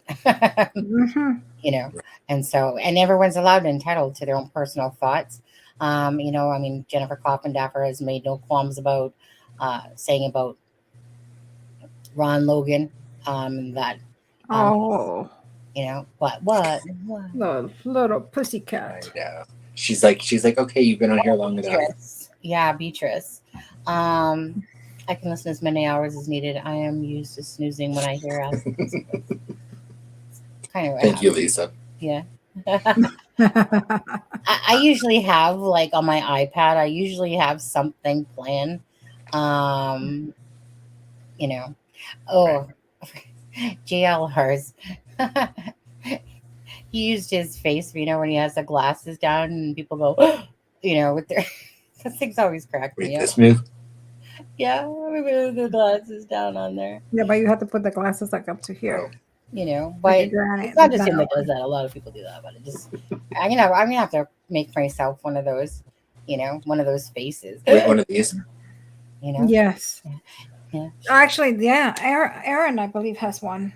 But yeah, I think he Yeah. does have one. So cute. You know, it's really that it's just playing into the whole, you know. I was actually, I'm not even gonna get into that on the slide, but it was about the algorithms and the guy that was talking about it. I found very interesting when he was talking about the algorithm, the gentleman from YouTube, just in general. Basically, and you guys all know this. Bottom line is that if you come to this channel and, you know, and I'm a subscriber, blah, blah, blah, blah, blah, you know that I'm typically going to pop up in your feed because you're a channel that you typically come to. If you go look at, you know, dance moves or, you know, freaking X Factor or Minecraft or something like that, those are going to pop up in your feed because you literally are being watched. You know, it's called pandering. You are literally being watched by I'm how okay with it. I'm one of those rare people that I appreciate targeted advertising because one, I forget about things I'm looking at sometimes online, and I'm like, I did want to buy that. Yeah. And then two, I'm like, I appreciate that my TikTok is so geared towards everything I want to see. Right. Yeah, and you know what? And I don't mind either. Like I'm kind And of I get the argument against it, but yeah.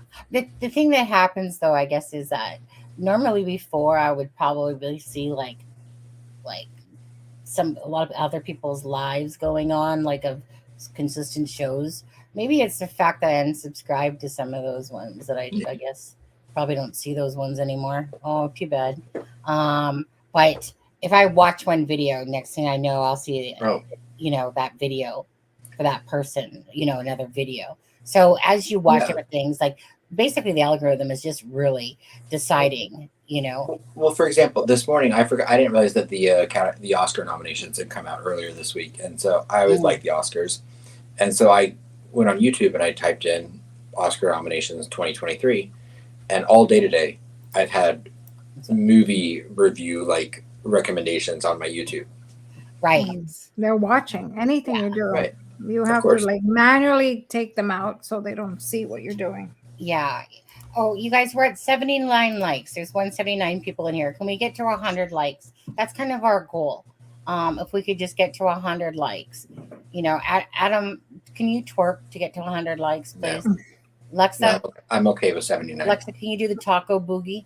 And the taco boogie is literally just eating a taco and putting your finger up your nose. It's not a dance move. Yeah. That's lovely. No, I appreciate the everyone that has joined, of course, tonight. I know this was our second live. Oh, what did you send me? Just a couple of pictures that someone sent me that they photoshopped. Okay, 1 second. Oh.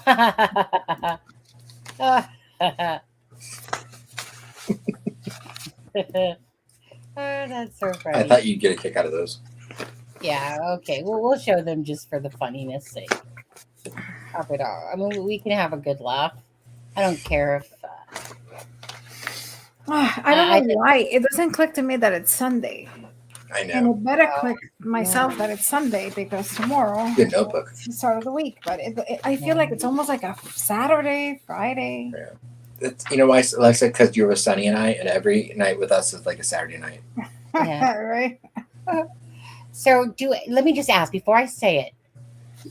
Do you guys know who these two people are that are on the screen? Let's see if chat actually knows who these people are.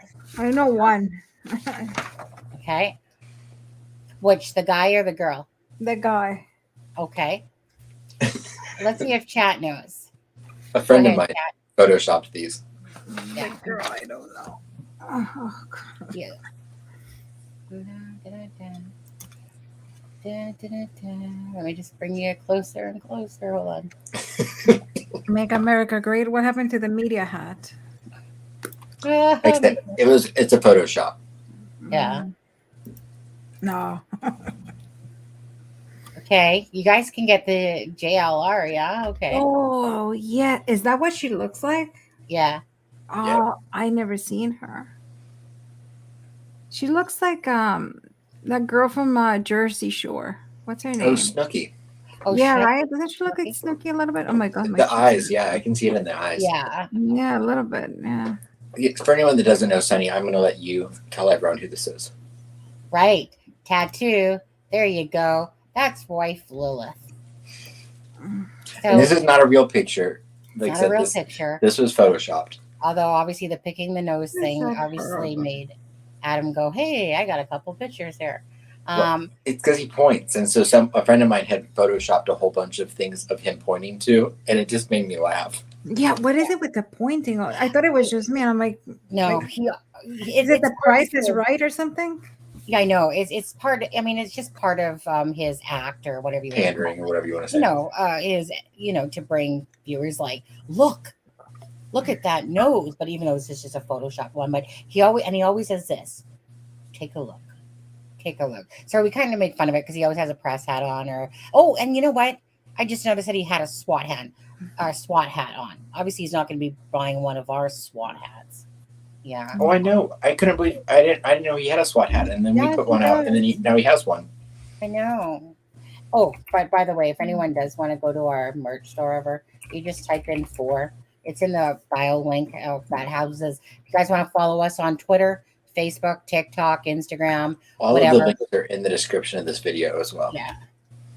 So if you want to follow me or Sunny on TikTok, you can find it in the description, or our Twitters, which I need to update my Twitter, Sunny, because I have a different Twitter now. Do you have a different Twitter? Yeah, I forgot about that. Where's my Streamlabs? What's wrong with you, Streamlabs? Where did you go? Where did Streamlabs go? You broken again, Streamlabs? Come on now. So disappointed. I swear to God, I'm going to switch over to Nightbot if you could keep this attitude up. I don't have either. I need to do one of them. 1 sec, let me. Yeah, because it was working just fine, right? Was Yeah. it working? Was it working fine this live? Yeah, I believe so. Was it? Yeah, it should be. 1 sec. Why not? Well, of course, I'm not going to see it in my chat, so I don't know. Yeah. I'm going to take that off the screen now. Yeah, I'm not sure. It was working fine yesterday. I don't know. No! You missed the other one. Oh, sorry. Stop. Will you can put it back? I will. Where did it go? There was that one. And then there was that one. I have a whole bunch of them. Those were the 2 that I pulled up. Well, you know what? I think my yellow submarine video was pretty funny. With Banana Pants there, Richard Allen. And then Yes. I have, and it's, it goes to like, can't touch this. And then it has the yellow submarine that scrolls on by. It's in a short, if anyone does care to watch it. It's pretty funny. But yeah, it's always that pointing or whatever. Anyways, funny. Thank you to the friend of mine that made those. Yeah. Well, anyways, you guys, in the link or description of this video, you guys can, all those links are there, but the WLO link is the one that houses like all the links in it. That you guys can go to the merch site, check that out if you like. Of course, Valentine's Day is coming out, so there's a few things in there for Abby and Libby. Of course, merchandise I say for Valentine's Day, but really it's not. It can be used for whenever. So I didn't specifically put Valentine's Day on, but it has the date, of course, of February 14th, because it obviously is Valentine's Day. Right. And it is 2 weeks from the day of Libby and Abby going missing and being unalived. And oddly enough, the 13th this year happens on a Monday again. So it's just hard to believe that's going to be 6 years. So everyone say a prayer for the Williams and the Patties and the Timmons, the Germans. Because it's heartbreaking to think those girls, it's been 6 years.